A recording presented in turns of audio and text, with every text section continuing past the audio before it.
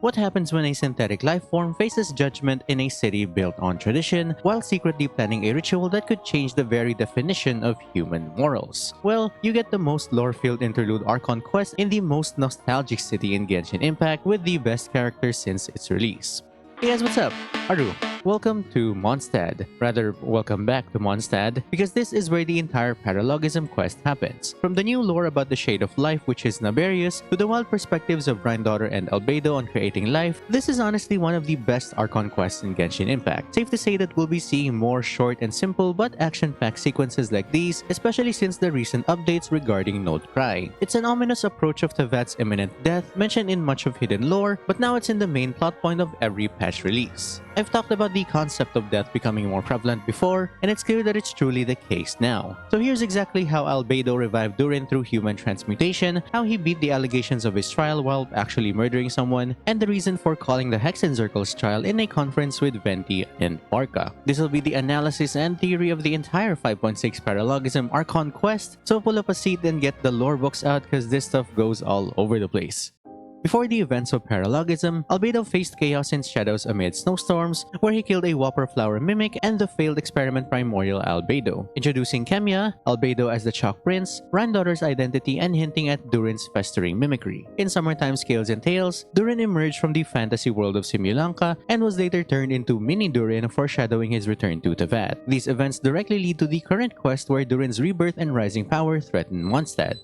Moving on, the current Windbloom wasn't in the best state since people were under the control of Durin and behaved differently than normal. All of these characters were either mimics or people affected by Durin when they went to Dragonspine 6 months ago, or the ones who interacted with the imposter Herta who thought that the real Herta actually died, which was revealed later that it was a plan to trick the imposter. Durin's heart remains frozen in Dragonspine, growing stronger, much like his Abyss siblings Elenas in Fontaine. Mentioned to be under half of his full strength, he's already infiltrated Mondstadt and created a strong mimic to lead the charge, as well as infected many still human individuals as sub-hosts in his control. So imagine the consequences of a full-powered Durin. His regeneration started with his core, allowing him to recreate the primordial Albedo and then mentally influence nearby monsters and people. The other half of his power is his full physical and abyssal strength. Thankfully, that didn't return in time. His effects mirror the mind-corrupting whispers of Vedderfolnir, the Abyss Corrosion Syndrome in Natlan, and Mikoshi Chiyo's Fall to Sin, and now the same corruption is spreading in Mondstadt. Speaking of Mondstadt, the justice system is split between the Knights of Favonius and the Favonius Church. Small cases are usually handled by the Knights, but major cases involve the Church, which involves more political influence than the Knights who protect the region. Dahlia is the Herald of Barbatos and is good friends with Venti, serving as his liaison. The Church's influence was hinted in the manga before, with Seamus Peg part of a conference with the Torre and the Knights, but this patch shows that the Church is a bigger power as they directly serve Barbatos' ideals, while the Knights serve as a partner militia force led by the Grand Master. Now, the whole trial against Albedo was actually already planned by the Knights to lure the imposter into the courtroom. During the trial, the accusations and framing were based on circumstantial evidence at best, and mainly leveraged on Albedo's known powers over Kemia, a special form of alchemy from Khaenri'ah.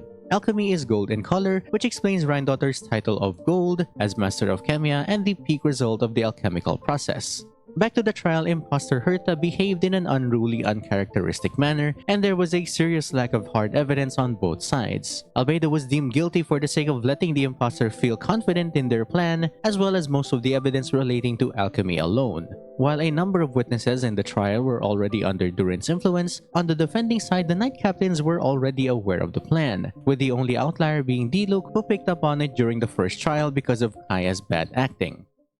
All the information taken from Albedo's office was about Durin and the destruction of human mimics, and Albedo's research explored human transmutation in order to assist Durin. His goal was to bring life from death, turning a decaying dragon into a new form using Kemia. Principles such as putrefaction and transformation from Negredo to Albedo were central to this process, as was the philosophical foundation of creating life from rot. This new realm of synthetic humans may even hint at a future new race and characters, and probably foreshadowing Nodecry's own rotting and synthetic beings too. The Traveler played a key role in this as a neutral outsider, helping reveal the truth about Albedo's past without exposing he was a homunculus, just as Albedo planned, while setting up the reveal about mimics and the real Herta.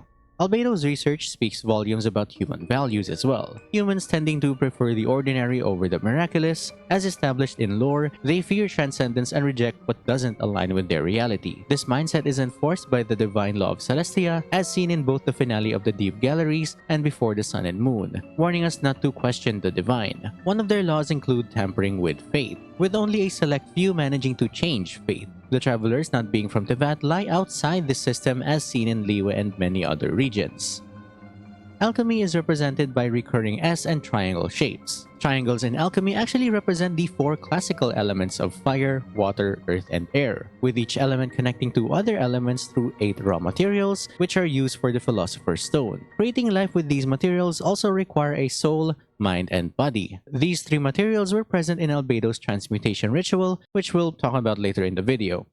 Rhinnedottir's letter referred to human transmutation, Conrian origins, and experiments involving homunculi, which include the Philosopher's Stone, putrefied materials, and the symbolism of chalk, the highest form of synthetic creation in the game. Albedo is the Chalk Prince, and his attempt to create his own chalk homunculus is actually a fun conflict. A life created from unlife, who also creates his own homunculus from the same process that his creator did.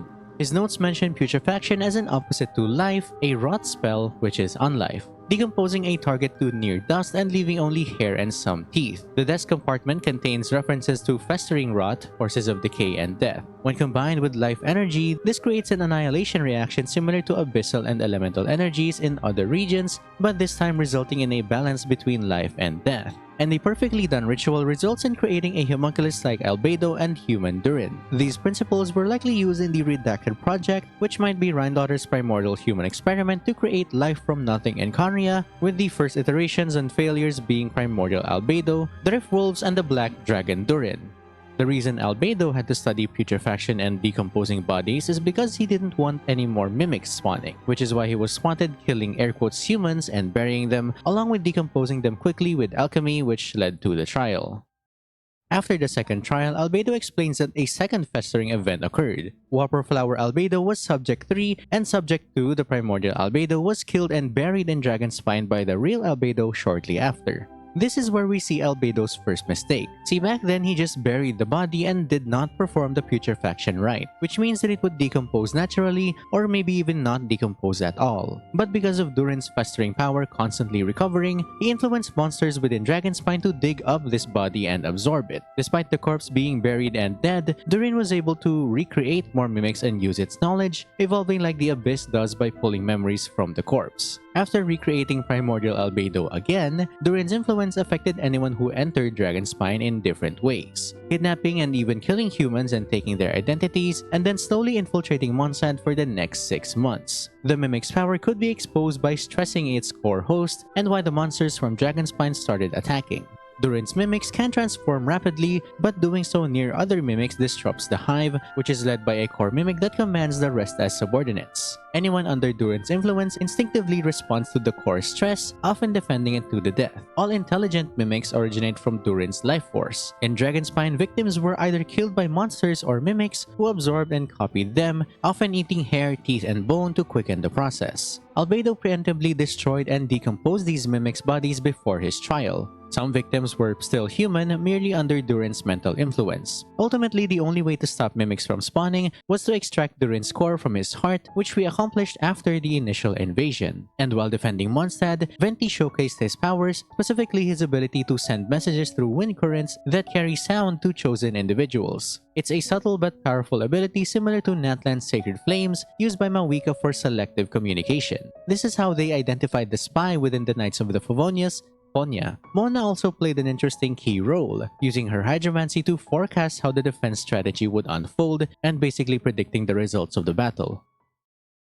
When extracting Durin's core, we get a deeper look at Albedo's views on alchemy, his so-called siblings, and the meaning of creation. He explained that helping Mini Durin wasn't his goal. His real aim was to create life where none should exist, while protecting Mondstadt as a Favonius knight remained his top priority. He doesn't see his siblings as a family, but as fellow products from the same process. This to him is the true pursuit of alchemy, and Albedo extracted only Durin's core, leaving the rest to decay, killing all the mimics and removing Durin's influence. Interestingly, after this, you can't craft dragon spine weapons in the usual way. Instead, Albedo and Sucrose provide a special runestone, if you haven't already done the Festering Fang quest, which you likely already have. Sadly, this dialogue only appears if you haven't finished Dragonspine but have done other regions instead. And this runestone actually comes from another abyss dragon, Bakunawa, a creature from the Merjivari. Described as having infinite vitality, its flesh was carved into a runestone which channels that vitality using Durin's dragon tooth to create dragonspine weapons. And yes, Bakunawa is straight from Filipino mythology, a moon-eating dragon causing eclipses and earthquakes. In legends, it devours the 7 moons created by Makaako, the creator deity of Filipino mythology. And when only 1 moon was left, Filipinos made loud noises to scare the Bakunawa away. So yes, Genshin canonically acknowledges Filipino folklore, as well as the ancient art and culture of making lots of noise.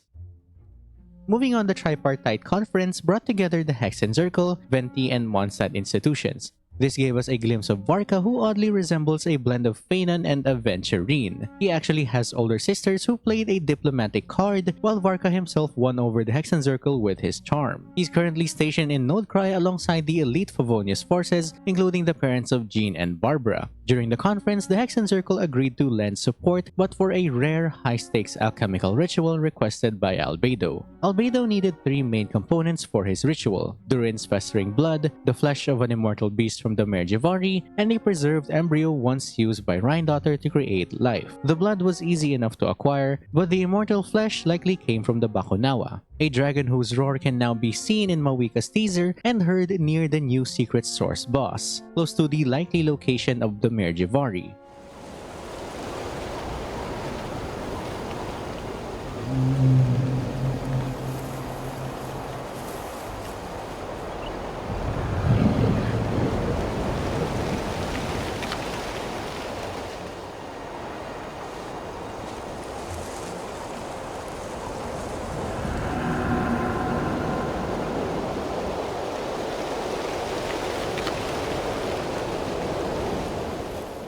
As for the embryo, it might be tied to Naberius, the Shade of Life, or possibly one of Rhinnedottir's original experimental embryos used in her primordial human project, the same project that birthed Durin, Albedo, and other creations 500 years ago. These components, with mini Durin's mind and soul, mirror the requirements for the Philosopher's Stone and the creation of a homunculus. The embryo is especially notable since traditional alchemical text needs a putrefied sperm, functioning as a seed or life to create a homunculus, but I digress.